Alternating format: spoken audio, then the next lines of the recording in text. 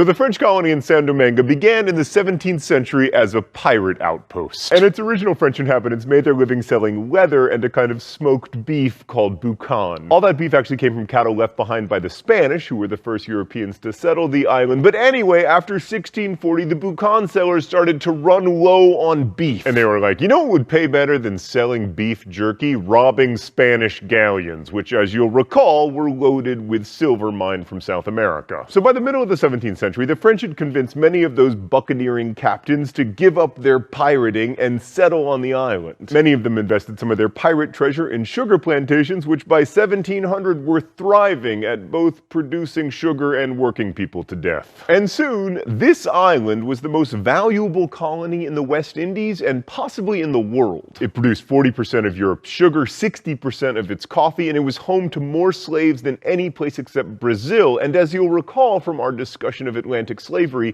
being a slave in a sugar production colony was exceptionally brutal. In fact, by the late 18th century, more slaves were imported to Saint Domingue every year, more than 40,000, than the entire white population of the island. By the 19th century, slaves made up about 90% of the population, and most of those slaves were African-born because the brutal living and working conditions prevented natural population growth. Like, remember Alfred Crosby's fantastic line, "It is crudely true that if man's caloric intake is sufficient, he will somehow stagger to maturity and he will reproduce?" Yeah, well, not in 18th century Haiti, thanks to yellow fever and smallpox and just miserable working conditions. So most of these plantations were pretty large. They often had more than 200 slaves, and many of the field workers, in some cases a majority, were women. Colonial society in Saint Domingue was divided into 4 groups, which had important consequences for the revolution. At the top were the big white planters who owned the plantations and all the slaves. Below them were the wealthy, free people of color. Most of the Frenchmen who came to the island were,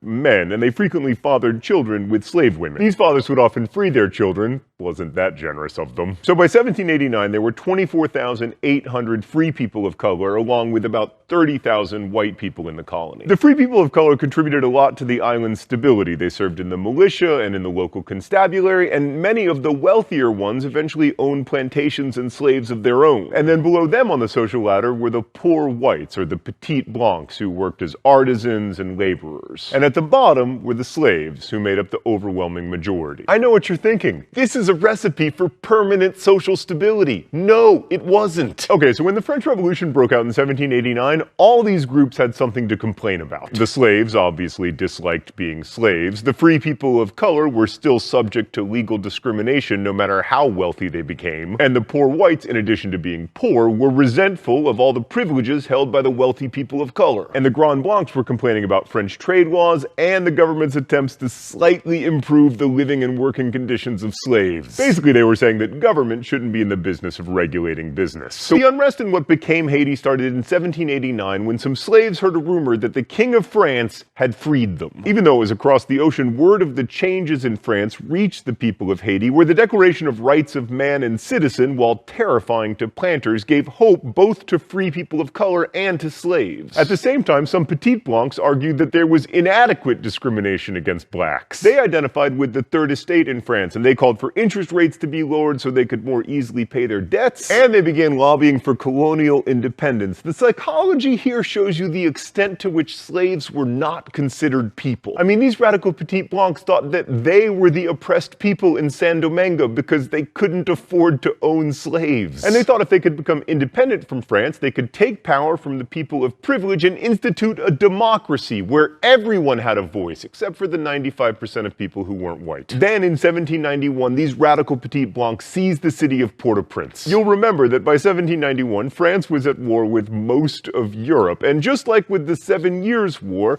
the wars of revolutionary France played out in the colonies as well as at home. So the French government sent troops to Saint Domingue. Meanwhile, urges toward liberty, fraternity, and equality were only growing in France, and it didn't seem very equitable to grant citizenship based solely on race. So in May of 1791, the National Assembly gave full French citizenship to all free men of color. I mean, if they owned property and had enough money and weren't the children of slaves. The petit blancs weren't thrilled about this, and that led to fighting breaking out between them and the newly French free people of color. And then in August of 1791, the slaves were like, hi, yes, screw all of you. and a massive slave revolt broke out. Among the leaders of this revolt was Toussaint Louverture, a former slave of full African descent who later took the name Toussaint Louverture. Louverture helped mold the slaves into a disciplined army that could withstand attacks from the French troops. But again, the context of the wider revolution proves really important here. So the Spanish had consistently supported slave revolts in Saint Domingue, hoping to weaken the French, but by 1793 they were offering even more support. In fact, Louverture became an officer in the Spanish military because the emancipation of the slaves was more important to him than maintaining his rights as a French citizen. So then in October of 1793, the British, whom as I'm sure you'll recall were also at war with France, decided to invade Saint Domingue. And at that point the French military commanders were like, we are definitely going to lose this war if we fight the British, the Spanish, and the slaves, so let's free the slaves. So they issued decrees freeing the slaves, and on February 4th, 1794, the National Convention in Paris ratified those decrees. By May, having learned of the convention's actions, Louverture switched allegiances to the French and turned the tide of the war. Thus, the most successful slave revolt in human history won freedom and citizenship for every slave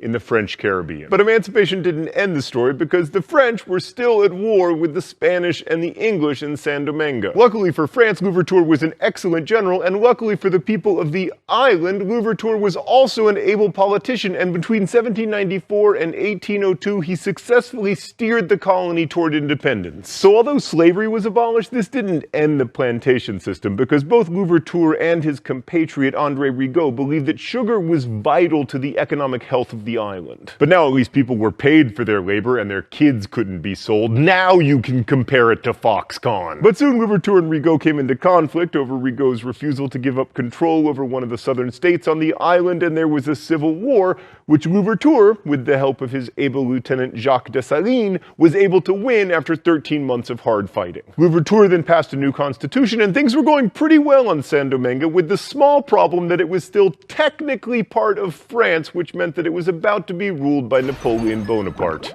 Let's go to the thought bubble. So in 1799, Napoleon seized power in France in a coup, and his new regime, called the Consulate, because he was the first consul, a la the Roman Republic, established a new constitution that specifically pointed out its laws did not apply to France's overseas colonies. Napoleon had plans to reconstruct France's empire in North America that it had lost most of during the 7 Years' War, and to do this, he needed tons of money from France's most valuable colony, Saint Domingue. And the best way to maximize profits? Why, to reintroduce slavery, of course. That's certainly what the former slaves thought was the plan when in 1802, a French expedition commanded by Napoleon's brother-in-law, Charles Victor Emmanuel I have too many names Leclerc, showed up in Saint Domingue.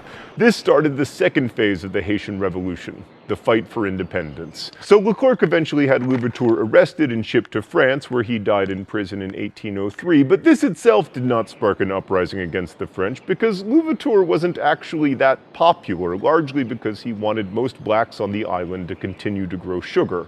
Instead, the former slaves only started fighting when Leclerc tried to take away their guns, thus beginning a guerrilla war that the French, despite their superior training and weapons, had absolutely no chance of winning. Although the French were exceedingly cruel, executing women as well as men and importing man-eating dogs from Cuba, the Haitians had the best ally of all: disease, specifically in the form of yellow fever, which killed thousands of French soldiers, including Leclerc himself. Continued defeat and the death of his troops eventually convinced Napoleon to give up his dreams of an American empire and cut his losses. He recalled all his surviving troops. Of the 40,000 who left, only 8,000 made it back, and then he sold Thomas Jefferson Louisiana. And that is how former slaves in Haiti gave America all of this. On January 1st, 1804, Dessalines, who had defeated the French, declared the island of Saint Domingue independent and renamed it Haiti, which is what the island had been called by native inhabitants before the arrival of Columbus. Haiti was the second free and independent nation-state in the Americas. It also had one of the most successful slave revolts ever. Haiti became the first modern nation to be governed by people of African descent, and they also foiled Napoleon's attempts to build a big New World empire. Of course, Haiti's history since its revolution has been marred by tragedy, a legacy of the loss of life that accompanied the revolution. I mean, 150,000 people died in 1802 and 1803 alone. But the Haitian revolutions matter. They matter because the Haitians, more than any other people in the age of revolutions, stood up for the idea that none should be slaves, that the people who most need the protection of a government should be afforded that protection. Haiti stood up for the weak when the rest of the world failed to. The next time you read about Haiti's poverty, remember that.